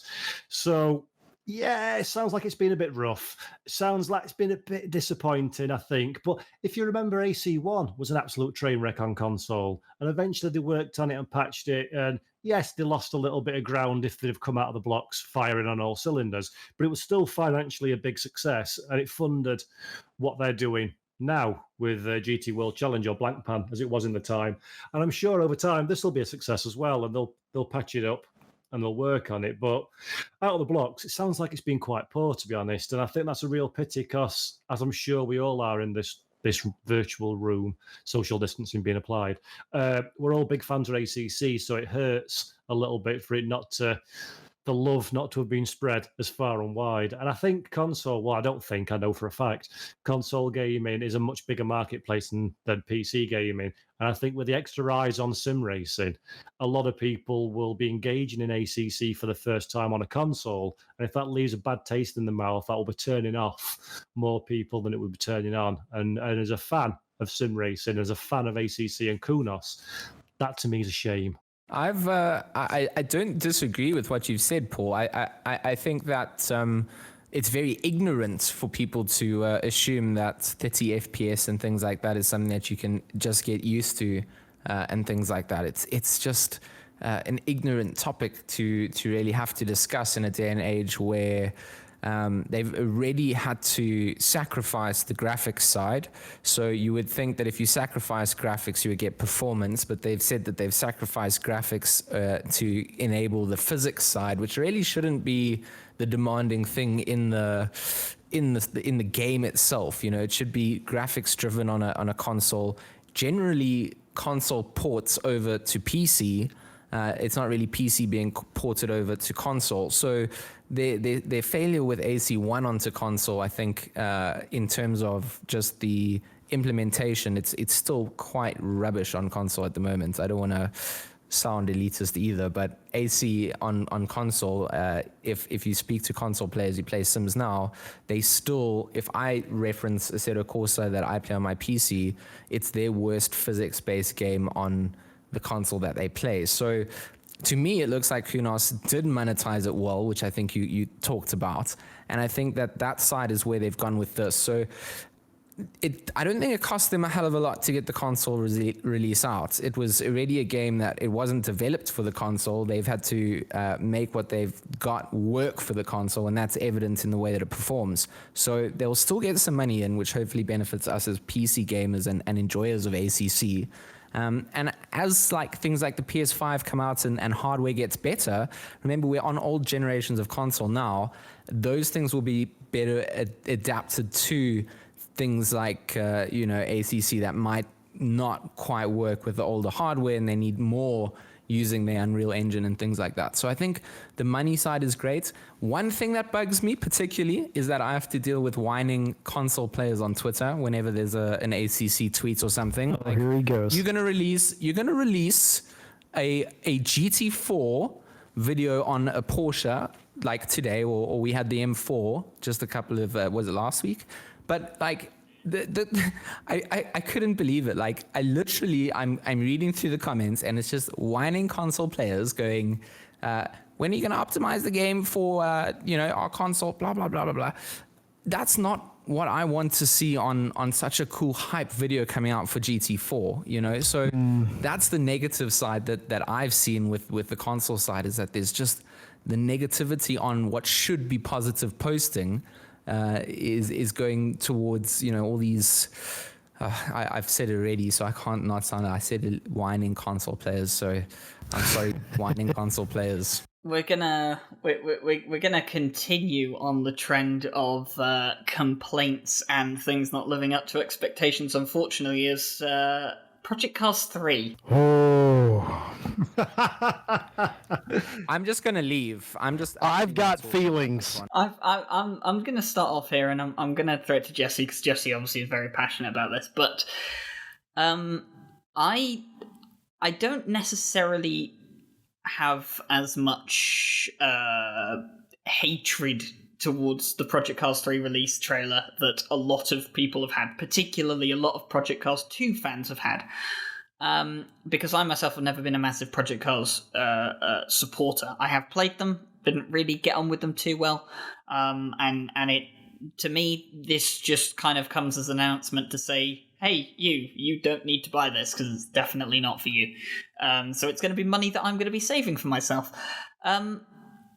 But I get the feeling that this is trying to aim at a very strange niche in the market, and I can't quite figure out what the niche is. No, Ryan, you've read it wrong. You've read it wrong. It's not, they're not falling into a niche. They're trying to go into what has been like the Forza Horizon market, and they're moving away from, I mean, they're already Simcade, so it's going to go into that more open world environment, cruise with your friends, race around on it. That's what the circuit, the trailer gave to me, was like, it started off with sort of their tracky things, and it wasn't like, then it got into where I think that whole platform is going, is that open world side, which I don't think is niche at all. I think it's going to actually, it might actually go the right direction in attracting that side of the market to doing that side of things, and they can take on the likes of Forza, as opposed to being a simulator-based game, which it was never a simulator. When I say niche, I think it's trying to be a combination of the likes of the freedom that Forza Horizon gives you, but with some of the, not all of them, but some of the simulation elements that things like Simcades, like Forza and GT Sport give you. So I think it's trying to fill a middle ground there that I'm not really sure if there is a demand for. But Jesse, you've been venting on it long enough. Give us your brief rundown on what you think of Project Cars 3. Okay, look, I don't like split seasons, but I'll tell you something else I don't like more. I'm talking directly to Ian Bell right now. Ian Bell, understand one thing. You are the Elon Musk of racing games. You make ridiculous claims that nobody believes, and then you deliver on those promises. You said, I want to make a sim game made by the community. The community mocked you a little bit for that. Yet you delivered Project Cars 1. You said Project Cars 2 is going to have an expansive career mode, graphics update, and an excellent tire model. Nobody had seen anything like that at the time. We laughed at you. You delivered Project Cars 2. Recently, you've said that you're developing your own games console, which may or may not still be happening. And you also said that we're going to make Project Cars 3 with a more focus on the fun of racing. And then you come out and say that it's still a sim title. And then you tell us that you've removed pit stops, that the tires don't overheat. All these things, but it's still a sim game. Ian Bell, I've doubted you for the better part of a decade now, and every single time you shut me up. Is the Project Cars franchise perfect? No, but there is a lot of fun to be had. I bought your game on several consoles and PC, and I refuse to doubt him this time because we don't know. We don't have it in our hands. What if it is good? But personal feelings, you can't call it a sim game and not have pit stops and proper tire heating. But what if it is still fun? What if it's Forza but better? We don't know that. So Ian Bell, you do you. You keep being the Elon Musk of sim racing. And I'll still buy your game.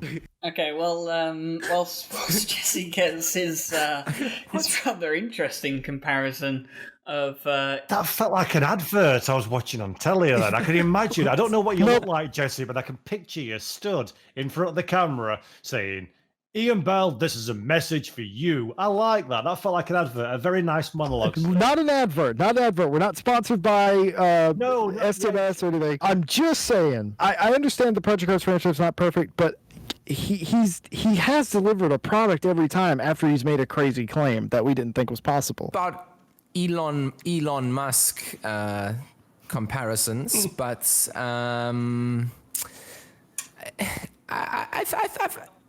it was an we've definitely gone too far. I mean, but it was an interesting.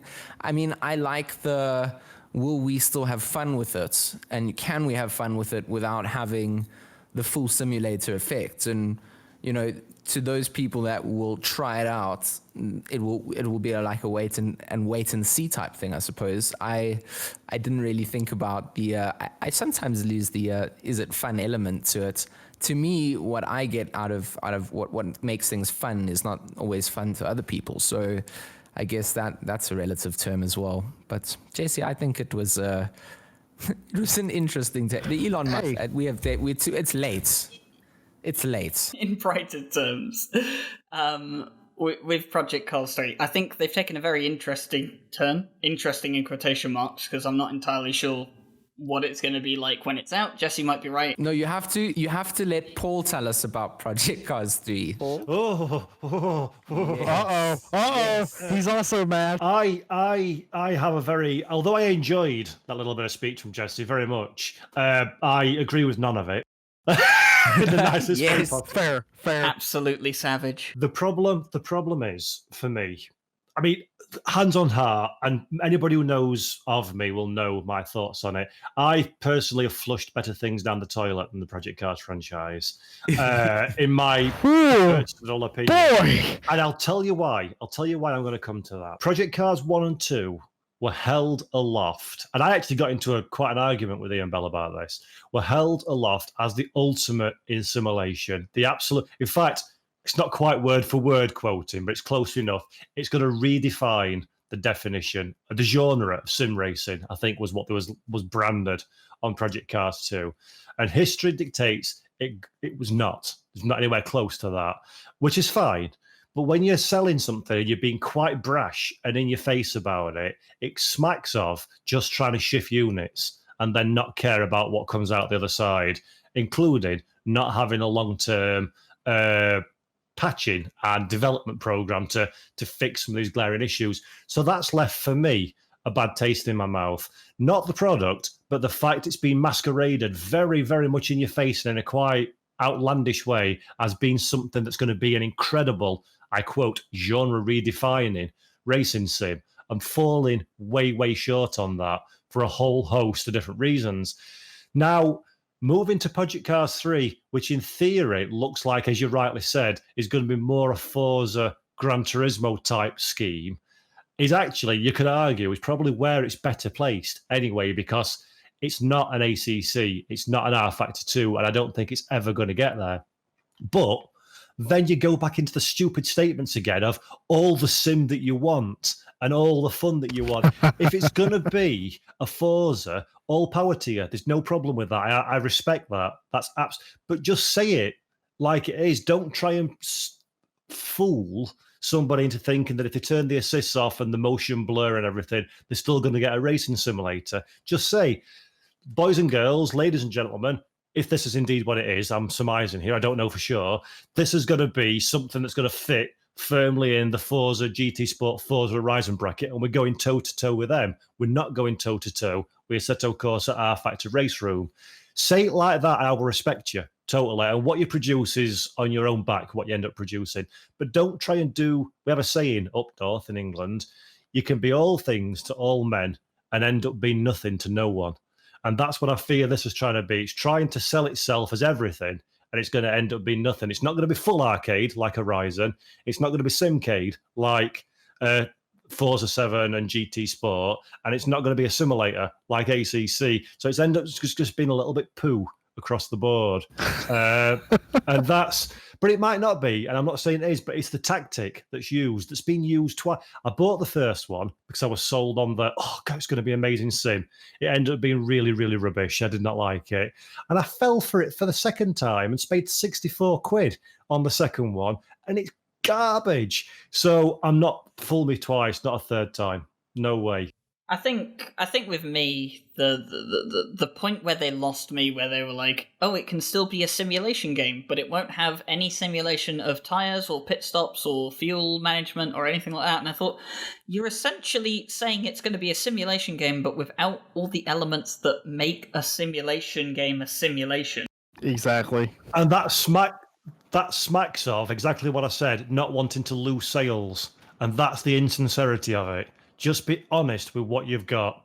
And that's all you need to do. And there's, to me, and I'm going to get criticised for this, I always get criticised at RD. To me, there's no sincerity. It feels like they could be building a game about whatever they think will sell, hence the Fast and Furious Crossroads. It's just shifting numbers, not supporting it, dropping it and bringing it next one out. And I don't sway with that one. I'm brought up in a sim racing day and age where, like Riser Studios for Automobilista, I bought the game once years ago. I backed them for a crowdfunding campaign years ago. I've not paid for anything since then because they keep giving me stuff for free.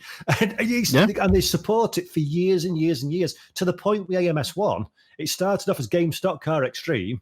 They brought out a free copper Marcus de Petronas touring car thing, inserted it into stock car, made it so bloody impressive that they had to change the name of it to Automobilista because it's that much better that it warrants being a whole new game, but didn't charge me any money for it.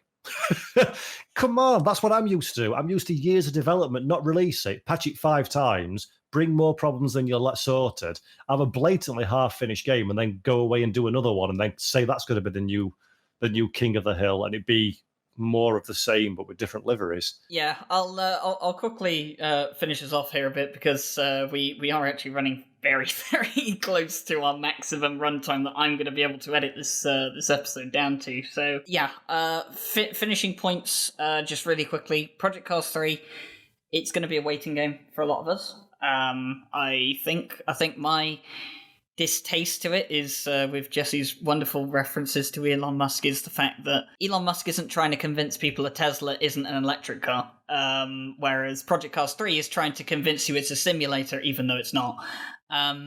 So fair. I think there's key differences there probably, but it is still a fair. Good analogy, I guess.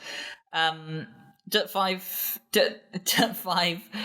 we'll have a much more in-depth conversation about Dirt 5, AMS2, and the GT4 DLC the next time we're on here to properly go into the meat of that, because by the time we'll have some more information out about the GT4 DLC, and by that point AMS2 will have been out for a couple of weeks, so it'll be nice to see if we can get some information on reviews and that people have had of the finished version of the title.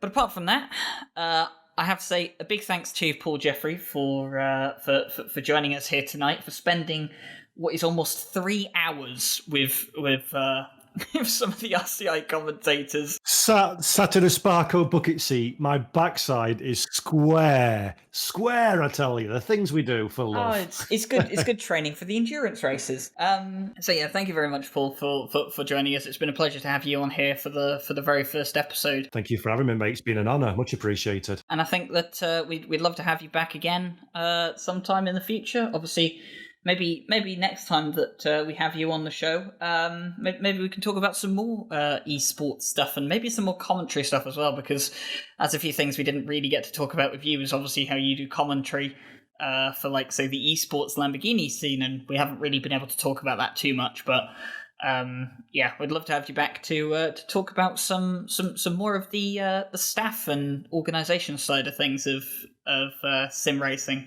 I would love to be back, sir. You have my number, so just let me know when I shall come and square my backside again in this here seat and sweat in a hot box of a room because all the windows are closed.